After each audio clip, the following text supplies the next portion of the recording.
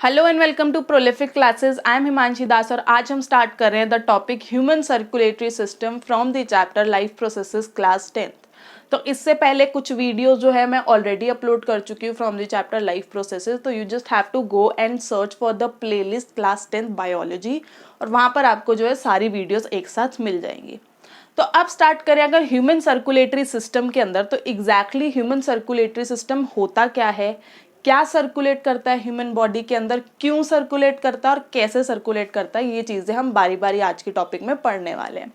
तो पहले बात करूं क्या एग्जैक्टली ह्यूमन सर्कुलेटरी सिस्टम जो है वो सर्कुलेट करता है, तो obviously the answer is blood.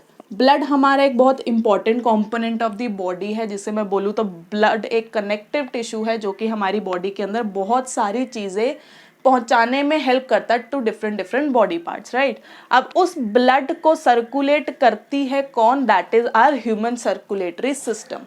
या मैं बोलूँ तो जो ऑर्गन्स जो होते हैं हमारे ब्लड को सर्कुलेट करने में हेल्प करते हैं वो कंबाइंडली फॉर्म करते हैं हमारा human circulatory system.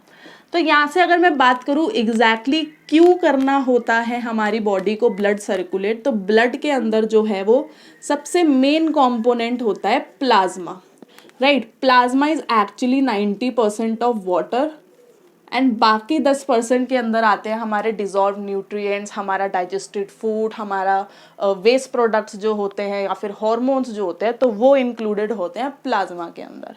Apart from all these things, plasma के अंदर 3 कॉम्पोनेंट्स ऑफ ब्लड ऐसे होते हैं जो उसके अंदर फ्लोट कर रहे होते हैं, that is RBC, WBC and platelets. Fine. तो आरबीसी बात करें, रेड ब्लड सेल्स रेड क्यों होते हैं, because of the presence of haemoglobin in it, right. Haemoglobin होता क्या है एग्जैक्टली हमारा ऑक्सीजन कैरियर होता है सारे बॉडी पार्ट्स के अंदर। तो आरबीसी का काम होता है मेनली हमारे ऑक्सीजन को एक प्लेस से दूसरे प्लेस तक पहुंचाना, राइट। दूसरा अगर मैं देखूं हमारा WBC, that is white blood cells, तो हम उसको कह देते हैं हमारा soldier of the body, right. Why? Because they help us to protect us from the different kind of infections. तो WBC का मेनली काम होता है जितनी भी एंटीबॉडीज होती है हमारी बॉडी के अंदर उसको रिलीज आउट करना, ताकि हमारी बॉडी किसी भी फर्दर इन्फेक्शन से जो है वो फाइट कर सके। लास्ट कम प्लेटलेट्स। प्लेटलेट्स का बेसिकली काम क्या होता है, क्लॉटिंग ऑफ ब्लड, जिसको हम बोलते हैं कोगुलेशन ऑफ ब्लड, राइट। कुछ गाढ़ी सी चीज होती है, स्टिक्की सी, दैट इज द प्लेटलेट्स, जिसका मेन काम होता है अगर हमारे को चोट लग जाती है तो वहां पे जो है वो ब्लीडिंग को रोकना प्लस उस घाव को जो है उसको भर देना, that is clotting of blood.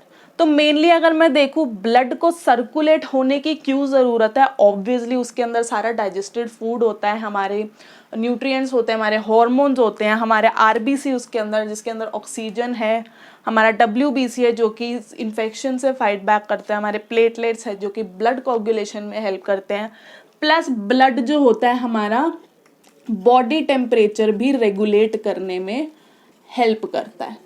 तो हमने ये तो देख लिया है कि एग्जैक्टली ब्लड क्यों होता है सर्कुलेट, तो ये चीज़ें हमें पता चल गई है। अब कैसे होता है वो मैं आपको बताती हूँ, that is with the 3 components, actually 4. First one is heart, second is capillaries, third is arteries, fourth is veins. तो इन चारों का यूज करके एग्जैक्टली कैसे हमारी पूरी बॉडी के अंदर हर टाइम जो है वो ब्लड सर्कुलेट होता रहता है, तो वो अब हम पढ़ने वाले हैं। तो अब देखते हैं सबसे पहले हमारे आर्टरीज, वेन्स और कैपिलरीज का डिफरेंस क्या होता है। तो पहले अगर मैं बात करूं आर्टरीज की, तो आर्टरीज वो पाइपलाइंस है जो हमारी पूरी बॉडी के अंदर फैली हुई है, जिसका काम होता है पूरी बॉडी के अंदर ऑक्सीजनेटेड ब्लड को सर्कुलेट करना। Now oxygenated blood is that blood which is having high amount of oxygen in it. अब ऑक्सीजनेटेड ब्लड जो होता है वो हमारे हार्ट से स्टार्ट होता है, दैट मीन्स हमारी आर्टरीज जो होती है वो हार्ट से ऑक्सीजनेटेड ब्लड लेती है और उसको लेकर जाती है बाकी पार्ट्स ऑफ द बॉडी में, राइट। अब आर्टरीज की अगर मैं बात करूँ तो आर्टरीज की जो वॉल्स होती है वो काफ़ी थिक होती है। रीज़न, क्योंकि जो हमारे हार्ट से ऑक्सीजनेटेड ब्लड आता है वो बहुत हाई प्रेशर से आता है, तो ताकि जो है हमारी आर्टरीज जो है वो बर्स्ट आउट ना हो जाए, तो उसकी वॉल्स जो होती है वो काफ़ी थिक होती है, राइट। वहीं अगर मैं बात करूँ वेन्स की, तो वेन्स भी हमारी वो पाइपलाइंस है, पर उसका काम है कि डीऑक्सीजनेटेड ब्लड को जो है पूरी बॉडी के अंदर सर्कुलेट करना। अब ऐसा ही होता होगा कि हमारा जो ऑक्सीजनेटेड ब्लड है वो हार्ट से आता है, आर्टरीज उसको बाकी पार्ट्स पे लेकर जाती है, उन बाकी पार्ट्स के सेल जो है वो रेस्पायर करते हैं और अपना जो है वो एनर्जी जनरेट करते हैं। फिर उसके बाद जो डीऑक्सीजनेटेड ब्लड बचता है, या जिसके अंदर बोलूँ तो ऑक्सीजन जो है वो यूज़ हो चुका है या कार्बन डाइऑक्साइड के अमाउंट बहुत ज़्यादा है, उस ब्लड को वो लोग वापस हार्ट के पास भेजते हैं through the help of veins, right. तो डीऑक्सीजनेटेड ब्लड हमने क्या देखा कि all parts of the body से जाता है वो हार्ट की तरफ, फाइन, ठीक है। अब आर्टरीज की जो थी वो वॉल्स बहुत थिक थी because of the high pressure of the oxygenated blood coming from the heart, but ऐसा कुछ नहीं होता वेन्स के केस में, तो उसकी वॉल्स जो होती है वो काफी थिन होती है, राइट। क्यों? क्योंकि यहाँ पे प्रेशर बहुत ज़्यादा था, बट बाकी पार्ट्स में से जो ब्लड आता है डीऑक्सीजनेटेड ब्लड, उसका प्रेशर इतना कुछ खास नहीं होता, एंड उस प्रेशर के कम होने की वजह से वेन्स के अंदर जो होते हैं वॉल्स होते हैं। अब वॉल्स क्या होते हैं? बेसिकली एक पैसेज होता है जिसको हम क्रॉस कर सकते हैं, राइट। कोई गेट समझ लो या कुछ भी समझ लो। तो वेन्स का, क्योंकि जो हमारा डीऑक्सीजनेटेड ब्लड है वहाँ पर प्रेशर बहुत कम है, तो देयर आर चांसेस कि हमारा जो फ्लो ऑफ डीऑक्सीजनेटेड ब्लड था वो रिवर्स हो जाए और बैक फ्लो होने लगे। तो उसको प्रिवेंट करने के लिए जो होती है हमारी वेन्स होती है, उसके अंदर प्रेजेंट होते हैं हमारे वॉल्व्स, ठीक है। बट वो चीज़ आर्टरीज में रिक्वायर्ड नहीं थी, क्योंकि इतने प्रेशर से ब्लड जो होता है सर्कुलेट होता है आर्टरीज के अंदर कि वो पीछे मुड़कर वापस नहीं जाने वाला रिवर्स होकर। तो दैट इज वाई आर्टरीज के अंदर हमारे जो होते हैं वॉल्व्स प्रेजेंट नहीं होते। थर्ड इज हमारी कैपिलरीज। कैपिलरीज कुछ खास नहीं होती। कैपिलरीज इनसे भी थिन, बहुत पतली पतली छोटी छोटी ट्यूबुलर स्ट्रक्चर्स होती है जो एक्चुअली में आर्टरीज और वेन से ही जनरेट होती है और आगे जाकर इन्हीं दोनों को है जो आपस में कनेक्ट करती है, राइट। तो capillaries are nothing but they carry oxygenated blood from the arteries and deoxygenated blood from the veins, क्योंकि वो उन्हीं से जनरेट हो रखी होती है और आगे जाके वो आपस में उसी तरीके से कनेक्टेड भी होते हैं, फाइन। तो अब देखते हैं एग्जैक्टली इनकी हेल्प से जो है हमारा हार्ट काम कैसे करता है।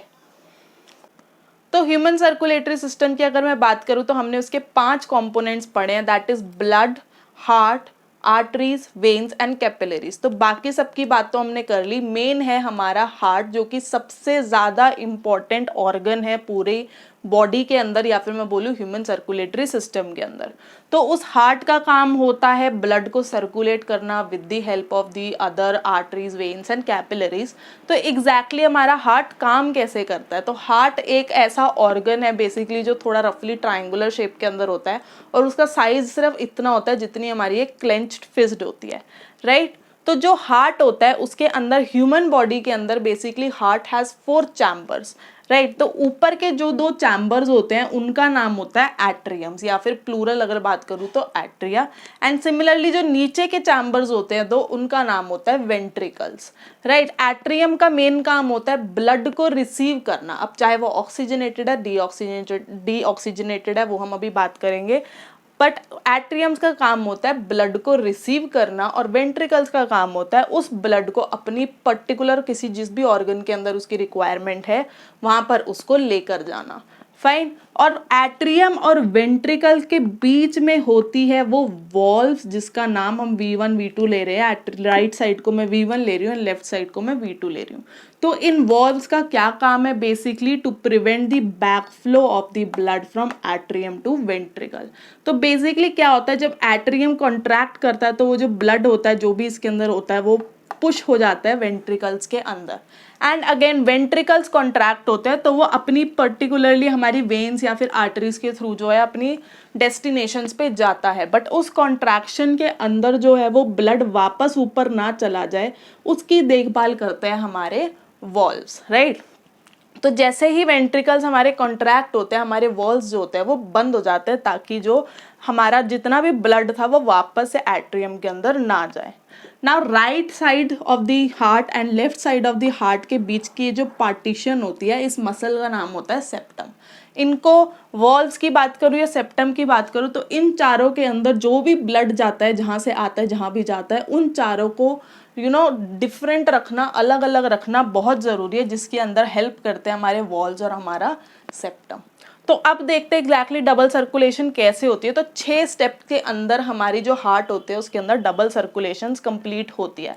तो स्टार्ट ऑब्वियसली होता है हमारा लंग्स से, जहाँ से हमारी पल्मोनरी वेन ऑक्सीजनेटेड ब्लड लेकर आती है लेफ्ट एट्रियम के अंदर। तो हमारा फर्स्ट स्टेप इज लंग्स से हमारा ऑक्सीजनेटेड ब्लड आता है to the left atrium. Veins में I know we have studied कि डीऑक्सीजनेटेड ब्लड आता है, बट यहाँ पर थोड़ा सा एक्सेप्शन होता है कि ये लेकर आती है हमारी ऑक्सीजनेटेड ब्लड। फाइन। अब लेफ्ट एट्रियम के अंदर हमारा oxygenated blood from the lungs उसने रिसीव कर लिया है। सेकेंड स्टेप होता है जैसे ही हमारा लेफ्ट एट्रियम जो होता है वो कॉन्ट्रैक्ट होता है, हमारा ऑक्सीजनेटेड ब्लड जो होता है वो थ्रू वॉल्व 2 आ जाता है, पुश ओवर हो जाता है लेफ्ट वेंट्रिकल के अंदर। तो यहाँ पे अब हमारा सेकेंड स्टेप हो गया है कि एट्रियम से वेंट्रिकल में हमारा ऑक्सीजनेटेड ब्लड जो है वो पहुंच गया है। नाउ अगेन लेफ्ट वेंट्रिकल जैसे ही कॉन्ट्रैक्ट होता है तो जो इसके अंदर ऑक्सीजनेटेड ब्लड होता है वो पुश हो जाता है हमारी मेन आर्टरी के अंदर, that is named as aorta, right. वो ऑर्टा के अंदर जैसे ही हमारा ब्लड जो है वो एंटर करता है, वो ऑक्सीजनेटेड ब्लड जो होता है वो पहुंच जाता है बॉडी ऑर्गन्स के अंदर। तो this was my third step. Fine. Left ventricle से पहुंचना बॉडी ऑर्गन्स तक टिल और through aorta I mean. Fine. तो थर्ड स्टेप हमारा हो गया, बॉडी ऑर्गन्स के पास ऑक्सीजनेटेड ब्लड पहुंच चुका है हर सेल के पास।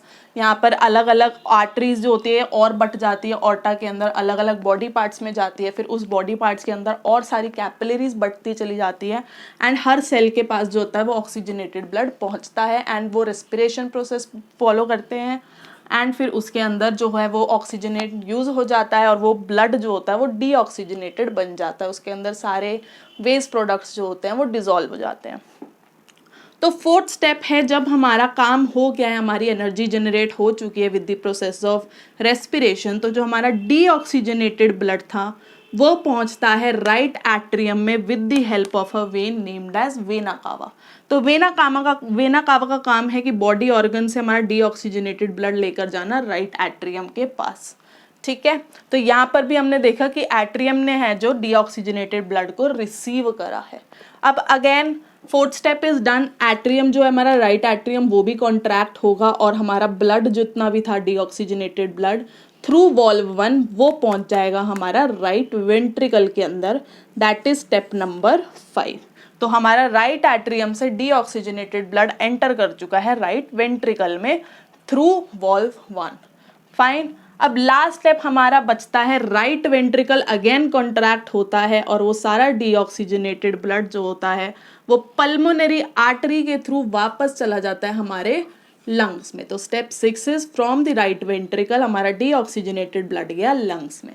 अब लंग्स अगेन ऑब्वियसली वो डीऑक्सीजनेटेड ब्लड से हमारे carbon dioxide and other waste products को रिलीज करता है एंड उसी ब्लड के अंदर, ब्लड हमेशा चेंज नहीं होता, उसी ब्लड के अंदर जो होता है हमारा ऑक्सीजन और जितनी भी रिक्वायरमेंट चीज़ें हैं उनको मिक्स कर देता है और वो वापस से वही प्रोसेस स्टार्ट कर देता है। तो एग्जैक्टली लंग्स में कैसे काम होता है वो मैं रेस्पिरेशन की वीडियो ऑलरेडी बना चुकी हूँ, तो जिसको ये पार्ट नहीं समझ में आया वो वहाँ पर और क्लियरली डिटेल के अंदर समझ सकता है। ठीक है। तो यहाँ से अगर मैं देखूँ पूरा एक साइकिल जो था हमारा लंग्स से ब्लड आना और वापस लंग्स में जाना, तो उस केस के अंदर 2 बार जो है हमारा ब्लड जो है वो हार्ट से पास होता हुआ जाता है, first from the left side and then from the right side. तो दैट इज वाई वो एक ही साइकिल के अंदर 2 बार हार्ट से हमारा ब्लड जो है वो पास हुआ है, दैट इज वाई हम उसको बोलते हैं डबल सर्कुलेशन, कि एक बार तो ये लंग्स टू बॉडी ऑर्गन्स होता है and then again body organs to lungs होता है वाया हार्ट। तो आई होप आपको वर्किंग ऑफ ह्यूमन हार्ट अच्छे से समझ आ चुकी है। तो एग्जैक्टली ये जो प्रोसेस होता है लंग से बॉडी ऑर्गन्स तक जाने का ब्लड, ऑक्सीजनेटेड ब्लड का, इसको हम बोल देते हैं सिस्टमेटिक सर्कुलेशन। एंड सिमिलरली वापस से बॉडी ऑर्गन से लंग्स तक जाने का ये जो सफ़र था हमारा, उसको हम नाम बोल देते हैं पल्मोनरी सर्कुलेशन। तो यहाँ तक ये खत्म हो चुका है ये टॉपिक जो है हमारा ब्लड सर्कुलेशन के ऊपर की एग्जैक्टली हार्ट कैसे काम करता है। And this is very very important, आपको सिर्फ ये 6 स्टेप्स लिखने हैं अलॉन्ग विद द डायग्राम। तो नेक्स्ट बच्चों का डाउट होता है कि exactly blood pressure, pulse rate और हार्ट बीट में क्या डिफरेंस होता है। तो ब्लड प्रेशर तो काफी आसान होता है, the pressure by which the blood is flowing into your body, that is your blood pressure, right. तो ब्लड प्रेशर के दो पार्ट्स होते हैं, that is systole and diastole. तो सिस्टोल होता है वो प्रेशर जिससे हमारा ब्लड जो है हार्ट पंप करता है to the other parts of the body, that is जब हमारे वेंट्रिकल्स कॉन्ट्रैक्ट करते हैं, जिस प्रेशर से हमारी जो ब्लड है, अगर यहाँ पे बात करूँ तो ऑर्टा में एंटर होता है, या मैं यहाँ बात करूँ तो वेना कावा के पल्मोनरी आर्टरी के अंदर एंटर होता है, तो उस प्रेशर में एग्जैक्टली उसको हम नाम दे देते हैं systole. And similarly diastole is when the heart actually receives the blood from the pulmonary vein और दी वेना कावा, राइट। जब भी उसके चैम्बर्स फिल होते हैं, या मैं बोलूँ जब हमारे एट्रियम्स कॉन्ट्रैक्ट होते हैं, तो वो जो प्रेशर होता है उसको हम नाम देते हैं डायस्टोल। अब अगर नॉर्मल प्रेशर की बात करूँ एक एडल्ट में और एक हेल्दी पर्सन के अंदर 120 to 80 का प्रेशर जाता है, that is 120 systole and 80 is diastole. 120 means 120 pressure होता है जब हमारी जो हार्ट है उसने बाकी बॉडी ऑर्गन्स के पास ब्लड भेजा या फिर लंग्स के पास भेजा, एंड सिमिलरली डायस्टोल व्हेन उसने रिसीव करा। अब ये तो बहुत नॉर्मल ब्लड प्रेशर है, यूजुअली पर्सन टू पर्सन थोड़ा बहुत ऊपर नीचे डिफर भी करता है, वो भी नॉर्मल माना जाता है। बट इन केस अगर हमारा प्रेशर बहुत ज़्यादा बढ़ जाता है, तो यूजुअली होता है हमारी अगर कैपिलरी जो है वो कंस्ट्रिक्ट हो गई है या पतली हो गई है किसी रीज़न से, तो उस पॉइंट ऑफ टाइम पे आप खुद सोचो उसको जगह कम मिल रही है ब्लड को, तो वो ज़्यादा प्रेशर लगाएगा ताकि वो निकल सके वहाँ से, राइट। तो उस प्रेशर के अंदर बेसिकली यूजुअली हम हाइपरटेंशन बोलते हैं उसको, जो हमारे कभी कभी जो होती है हमारी कैपिलरीज जो होती है वो बर्स्ट आउट भी हो सकती है, राइट। तो हाइपरटेंशन के बहुत सारे रीजंस है और वो मैं यहाँ पर अभी नहीं बताने वाली हूँ। तो hypertension is basically the high pressure of your body. दूसरी बात करूं हार्ट बीट की, तो heart beat is nothing but 1 minute के अंदर रेस्ट पर एक बॉडी जो है वो कितना हार्ट बीट उसके मतलब हार्ट कितनी बार बीट कर रहा है, that is the heart beat. तो अगर रेस्ट पे बात करूं एक हेल्दी एडल्ट का 70 to 72 टाइम्स पर मिनट हमारा हार्ट जो होता है वो पंप करता है या फिर बीट करता है, राइट। और वहीं अगर मैं बात करूं पल्स की, pulse rate is nothing but it is almost same as heart beat, क्योंकि पल्स रेट एग्जैक्टली ये होता है जब हमारी आर्टरीज जो होती है उसके अंदर जब भी ब्लड एंटर होता है तो हमारी आर्टरीज थोड़ी सी एक्सपैंड हो जाती है उस ब्लड के प्रेशर की वजह से, और वो जो एक्सपेंशन और फिर उस आर्टरी के अंदर जैसे ही वो ब्लड गया तो वो थोड़ा सा कॉन्ट्रैक्ट होती है, फिर एक्सपैंड होती है, फिर कॉन्ट्रैक्ट होती है, तो उस पर्टिकुलरली एक्सपेंशन और कॉन्ट्रैक्शन के रेट को ही हम नाम दे देते हैं पल्स रेट। तो this is always equal to the heart beat of the person. Heart beat जितनी होती है 70 to 72 पर मिनट, उतनी ही हमारी पल्स रेट होती है नॉर्मल। तो अगर इसी पल्स रेट, इसी हार्ट बीट या इसी ब्लड प्रेशर से हम लोग अपनी हेल्थ का चेकअप करवाते हैं कि हमारी हेल्थ जो है वो ठीक है या नहीं है। So this was it for today's video. अगर आपको वीडियो पसंद आई है तो वीडियो को लाइक ज़रूर करना, शेयर ज़रूर करना और उस पर कमेंट करना, आपके रिव्यूज़ जानना चाहती हूँ मैं, राइट। एंड आगे की और वीडियोस देखने के लिए आप चैनल को सब्सक्राइब ज़रूर करो और बेल आइकन को भी हिट कर देना। Till then bye.